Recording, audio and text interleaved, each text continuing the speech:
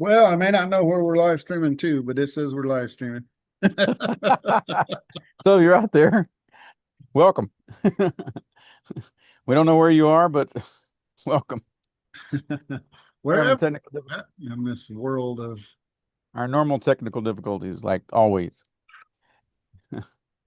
Just about time we think we got it ironed out, somebody throws a wrinkle in our plan. find out that we don't have. So, Man.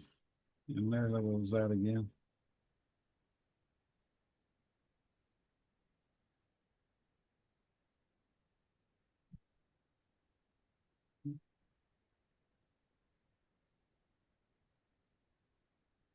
hmm. So It streamed 1 minute ago. So it's was doing something. okay. So Clicked we out, did clicked back in. So we yours might still have says it. 13 days. Let me see.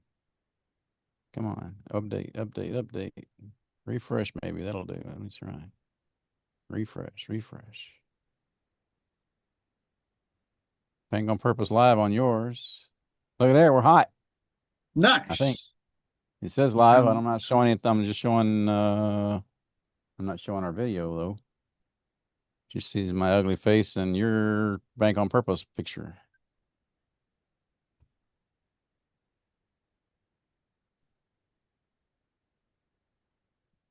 So I'm not sure what that is. No, if I click on it and open it up, let's see what we got. So you're Bank on Purpose. This is All right, one look at there. difficulty after another here today. Let me mute that bugger. Mute that one. Here's yours and mine. We're hot. Look at that. I got both of them muted. It says we're live. Look at there. Sweet. We in business. We're only 14 minutes late, but we in business. Well, you know, technical difficulties, people So, yeah, seem to be too much. we're gonna figure out some way to get this thing in one button proof at some point. At some point, although I thought we had it, honestly, Yeah, just actually getting it there versus thinking about getting it there, I guess. I guess. I wish there was a way we could put a title on the video, but is what it is. That's what Zoom gives us. What's that, Bill? It'd be nice if we could put something on the screen like a title or something, but it's all right. Not a problem. Work on one thing at a time. Let's make it work first. We'll pretty it up later.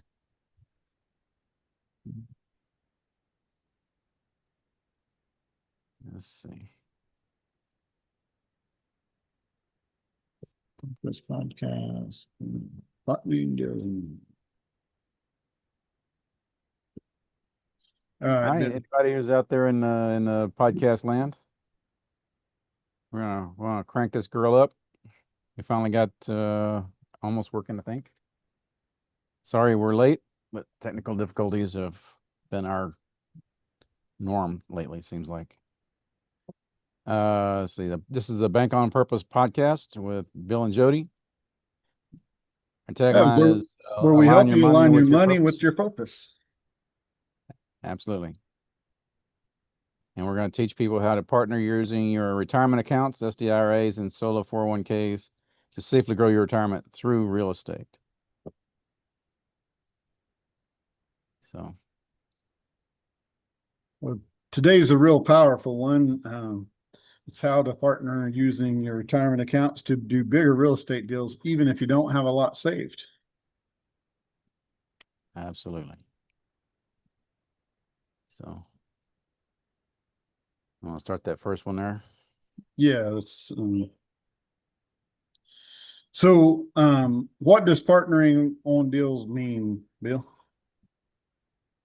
Well, it means we're going to work together and someone else is going to fund the deal. We're going to, you bring your IRA and 401k money and someone else brings in theirs, and then you both share in the profits, and we put a deal together and everybody gets to make some money. Nice. So, I guess, sorry, I lost my train of thought, man. Can we partner with a friend or a family member there, Jody? Yes, but there are some rules. You can't partner with your spouse, your parents, your kids, or their companies. But friends and other investors, of course. So basically, the arm's length rule applies. Now you can still partner on somebody else's deal with those people or their 401ks and stuff, but you can't partner in their deals and vice versa. Why would we want to partner our retirement money with somebody else, Bill? Well, you don't might not have to have all your money together. You might have just a smaller portion. So you can have a couple of people might bring in 20K a piece, and then you can buy something that's worth 40. So you can put something together and own half of it each. And all the paperwork goes through the title company, obviously.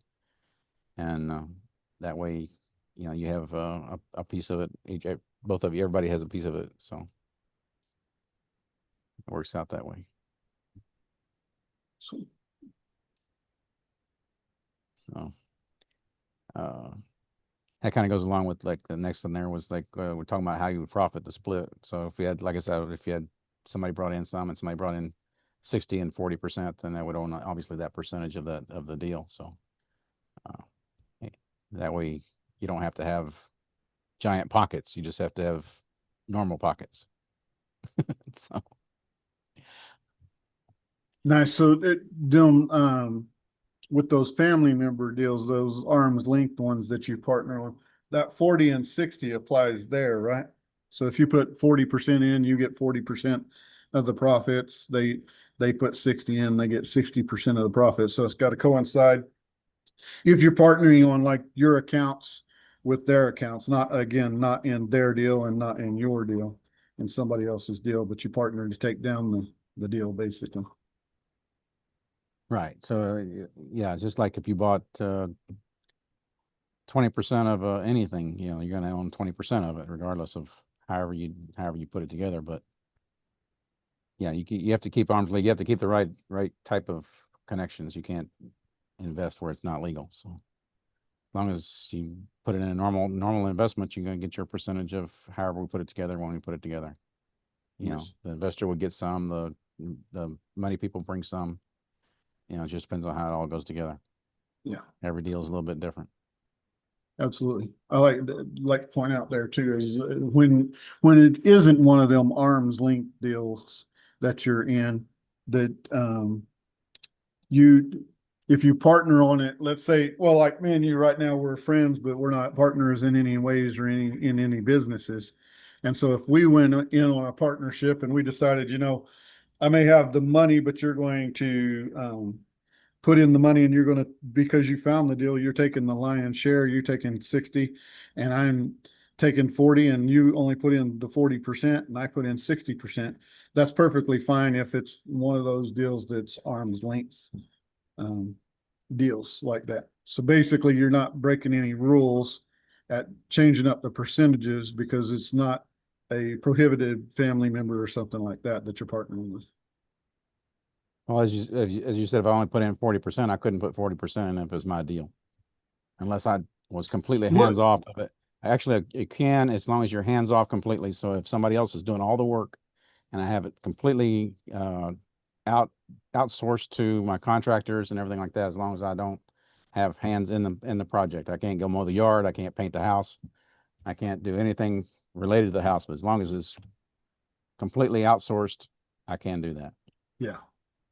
Yeah, which I was basically meaning in the sense that you went out, you did all the work to source the deal, even if it was somebody else's deal, and that's why you were taking the lion's share. But yeah, that's pretty much the same thing as you.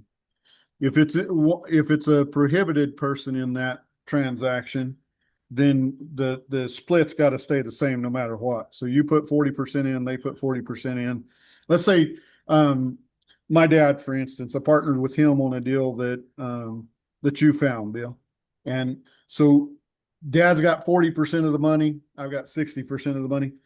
To partner with him on a deal, I've got to keep mine at 60. He's got to keep his at 40 or vice versa.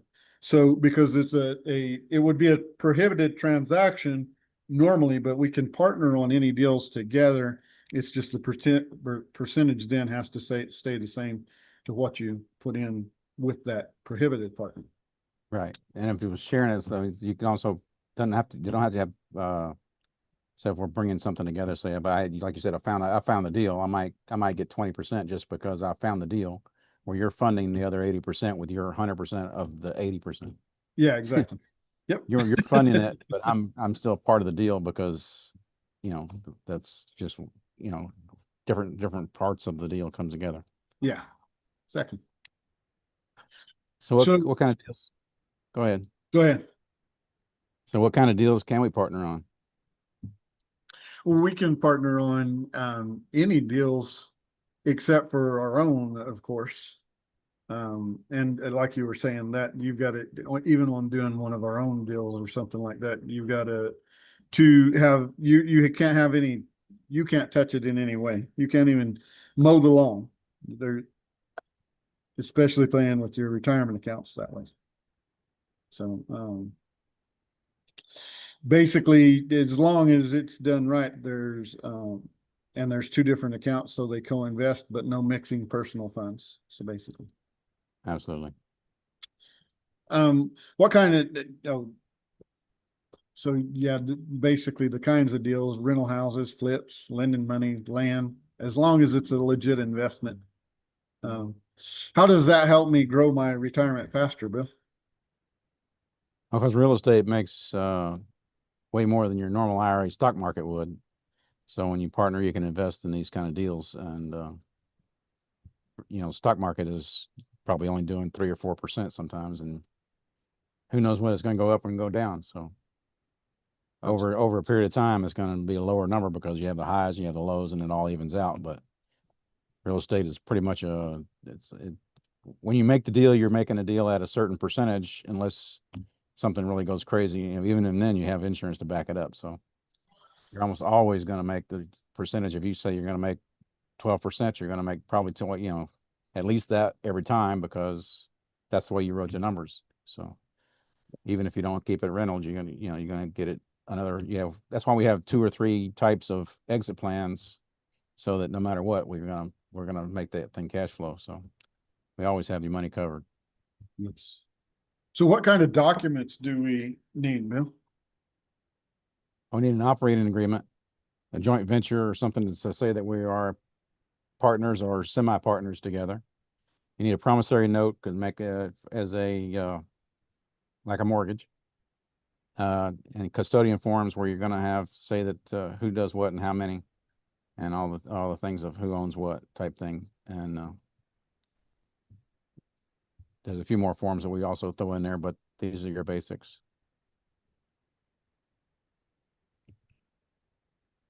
So, do I need a lot of money to start partnering there, Jody? No, man. In fact, you can start with the shoot as little as 5,000, 10,000, 20, whatever you've got. Partnering actually lets you do more with less. And I don't know if you've heard any about fractional lately and whatnot, but it's a going thing. And that's where the $5,000 partnerships usually come is in like fractional settings.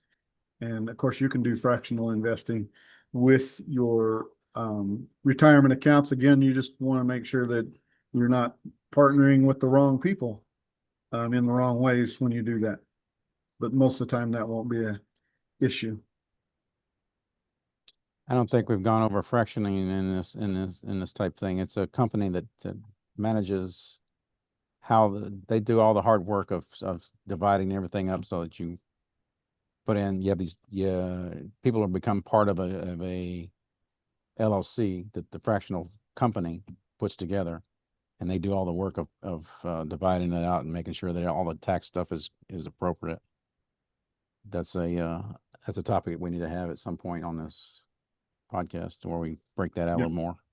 Absolutely.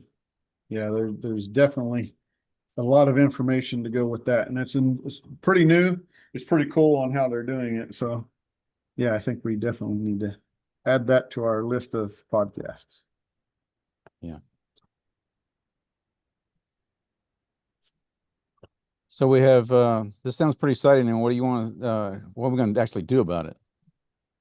Well, we've got something special for you. We're hosting a 2-day event in Dallas called Bank on Purpose at the end of October, October 25th and 26th. We'll walk you through how to use your 401k and your IRA in real estate.